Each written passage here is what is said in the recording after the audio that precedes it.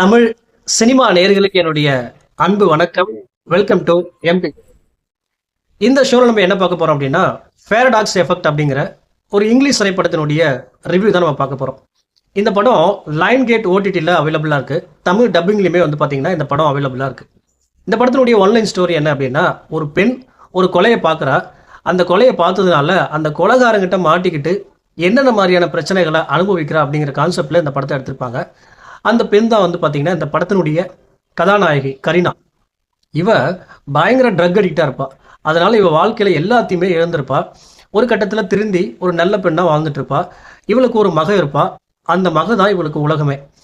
ஒரு கட்டத்தில் தன்னுடைய மகளை ஏர்போர்ட்லேருந்து பிக்கப் பண்ண வேண்டிய ஒரு சூழ்நிலை இருக்கும். அப்படி போயிட்டு பிக்கப் பண்ணிட்டு வர சமயத்தில் ஒரு கொலையை பார்த்துடுவா.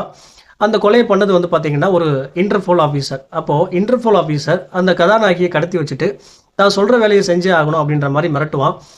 கதாநாயகி அந்த வேலையை செஞ்சாலா இல்லையா, ஸோ அந்த இன்டர்போல்கிட்ட இருந்து தப்பிச்சாலா இல்லையா, தன்னுடைய மகளை காப்பாற்றினாலா இல்லையா, இந்த இன்டர்போல் ஆஃபீஸுக்கு பின்னாடி இருக்கக்கூடிய கிரிமினல் யார் அப்படின்னு பல விஷயங்களை சொல்லக்கூடிய படம் தான் இந்த பேரடாக்ஸ் எஃபெக்ட்.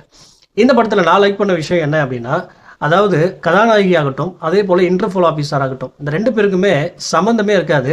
ஆனாலும் இவங்க ரெண்டு பேரும் சேர்ந்து ஒரு டாஸ்க்கை செய்யக்கூடிய ஒரு சூழ்நிலை உருவாகும்.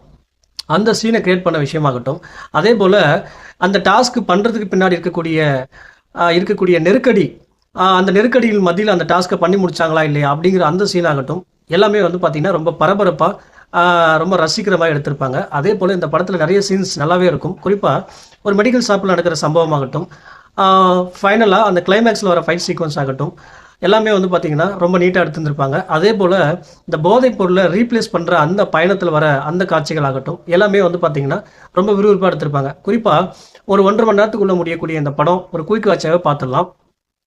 எனக்கு ட்ராபேக்காக பட்டது என்ன அப்படின்னா, ரொம்ப சீக்கிரமாக அந்த படம் முடியுது. அதனாலேயே என்னமோ ரொம்ப டீட்டெயிலிங்காக அந்த படம் இல்லை.